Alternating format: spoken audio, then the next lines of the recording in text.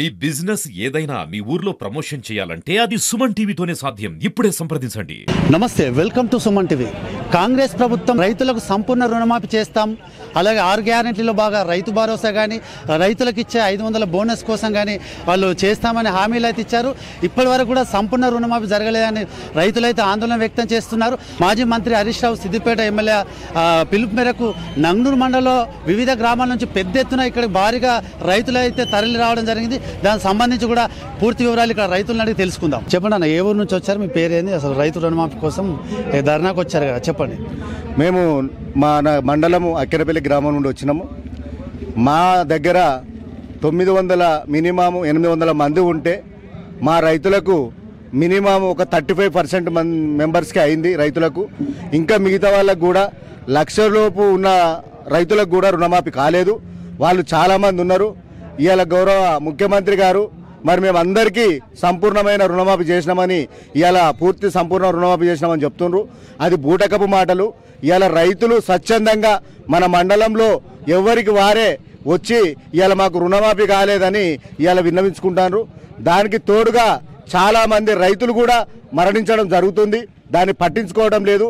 మరి గత ప్రభుత్వము హామీలకు అంటే ఎక్కువ హామీలు ఇచ్చి ఇవాళ హామీలు నెరవేర్చకుండా కళ్ళబొల్లి మాటలు చెప్పుకుంటూ ఇవాళ రైతులను మభ్య పెడుతుండ్రు.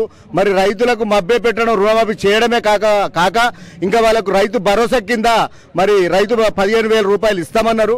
అది కూడా ఇస్తలేరు. చాలామంది రైతులు వారు అప్పులు తెచ్చుకొని ఇవాళ పంటలు 2 ఎకరాలు 3 ఎకరాలు ఉన్న రైతులు వాళ్ళు అప్పులు తెచ్చుకొని ఇవాళ వాళ్ళు పంట మన పెట్టుబడి కింద పెట్టుకుంటారు. వాళ్ళు చాలామంది బాధపడుతుండ్రు. మరి తక్షణమే ఇవాళ మీరు చేస్తానా అన్న రుణమాఫీ స్వచ్ఛందంగా చేయాలి. అదే కాకుండా మీరు ఇస్తానన్న 15,000 ఎకరాకి 15,000 రూపాయలు మరి రైతు బంధు కింద ఇస్తా అన్నారు. మా రైతులు డిమాండ్ చేసి మేము అడుగుతా ఉన్నాము. దయచేసి మీరు కళ్ళబొల్లి మాటలు బంద్ చేసి మాకు ఇవాళ రుణమాఫీ చేయాలని మేము కోరుకుంటున్నాం. మరొక రైతున్నారు. అన్న, ఏ ఊరు నుంచి వచ్చారు, మీకు బ్యాంకులో ఎంత అప్పు ఉంది, ఎంత రుణమాఫీ కాలేదు చెప్పండి. 1,25,000 ఉంది. 1,25,000 అప్పు ఉంది.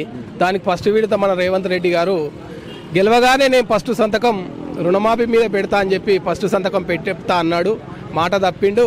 దానికి పొడిగిస్తూ 5 నెలల తర్వాత ఫస్ట్ విడత 50,000 చేస్తా, సెకండ్ విడత 1,00,000 రూపాయలు చేస్తా, మూడో విడత 2 లక్షలు చేస్తా అన్నాడు. ఆయన కప్పిపుచ్చడానికే ప్రభుత్వాన్ని నడపడేక శాతగాక ఈ అబద్ధాలతోని పాలన చేస్తూ అందరినీ మోసగిస్తుండు. ఇయ్యాల మా గ్రామాల నుంచి రైతులు తల్లి వచ్చి వాళ్ళ ఆవేదన చెప్పుకుంటారంటే, ఒకరు మందు తాగుతా అని, ఒకరు ఇంట్రెస్ట్కి తెచ్చుకుంటా అని చాలా ఇబ్బందులు పడుతుర్రు. ఇసొంటి గవర్నమెంట్ కానీ ఇసొంటి పాలన కానీ ఎన్నడూ కూడా 60 ఏళ్ళ పాలనలో ఎంత మంచిగా జరిగిందో అంత నీచంగా వ్యవహరిస్తున్న ఈ రేవంత్ రెడ్డికి ఇంకా కూడా గుర్తుకు రావట్లేదు. రైతంటే ఏంది, ఈ అబద్ధాలతోనే నేను గద్దెక్కిన కానీ పాలనేందో చేయట్లేదని చాతగాదని నువ్వు ఖచ్చితంగా ఇదే మభ్య పెడుతూ రైతులను మోసగిస్తే నువ్వు మా అంటే 6 నెలలు ఈ పదవిలో కూర్చుంటావో, కానీ నిన్ను నీ వాళ్ళే గద్దె దించి వేరే వాళ్లకు అవకాశం ఇవ్వడానికి వీళ్ళందరూ ఒక్కటవుతారు. రైతు మంచిగుంటేనే రాజ్యం బాగుంటుందని మనందరికీ తెలుసు. నువ్వు మాట తప్పుతున్నావు ఖబర్దార్ రేవంత్ రెడ్డి గారు. నువ్వు రైతుల ఉసురు తగులుతుంది. నువ్వు పాలన చేయి. ఈ అల్లిబొల్లి మాటలు చెప్పి మా హరీష్ రావునో కేసీఆర్నో తిట్టి వీళ్ళ మీద పబ్బం గడుపుతా అంటే నీ నూకలు దగ్గర పడ్డాయి. నీకు చిత్తశుద్ధి ఉన్నట్టు పనిచేస్తా అంటే నీకు చెప్పిన మాట కాదు. నువ్వు ఒక గుప్తలాగానే పనిచేస్తావు తప్ప నువ్వు రాజు లెక్క పరిపాలన నీ దగ్గర కాదు, నీతో చేత కాదు. మరొక రైతు అన్న, ఎక్కడి నుంచి వచ్చారు, ఏ ఊరు నుంచి? గన్నపురం వచ్చామండి మేము. ఎంత రుణం ఉంది? మాకు 1,00,000 రూపాయలు ఉన్నది. మా కుటుంబంలో మూడు పాస్బుక్లు ఉన్నాయి. 3 పాస్బుక్లకు కాలేదు, ఇంతవరకు ఎవరికి కాలేదు. మా భార్యకు 1,50,000, మా కొడుకు 1,50,000, నాకు 1,00,000 రూపాయలు ఉన్నది.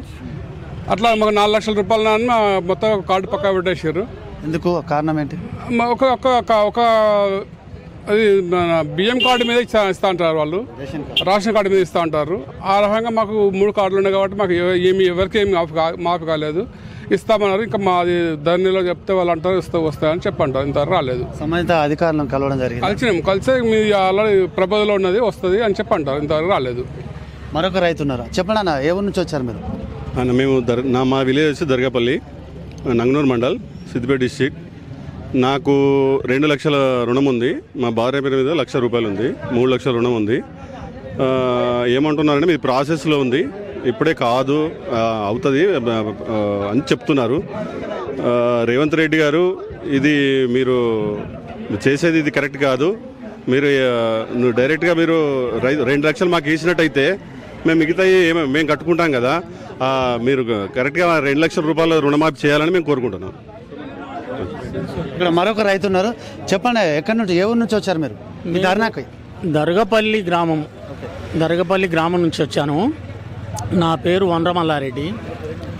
మేము రైతులము, రాజకీయవేత్తలమేం కాదు, రైతులం.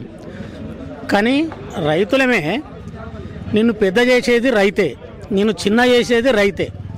నేను ఒక తుమ్మల నాగేశ్వరరావు గారు మాకు ఒక మంత్రిగా ఎదిగినందుకు సంతోషపడుతున్నాం. కానీ నువ్వు ఒక మాట మాట్లాడినావు మొన్న, ఏదో ఆల్తుపాల్తుగా ఏదో మామూలు రాజకీయవేత్తనో ఎవడో వేరే వ్యక్తి మాట్లాడితే మేము ఇలా ఈ ప్రెస్లో కానీ మీటింగ్లో కానీ చెప్పేవాళ్ళం కాదు.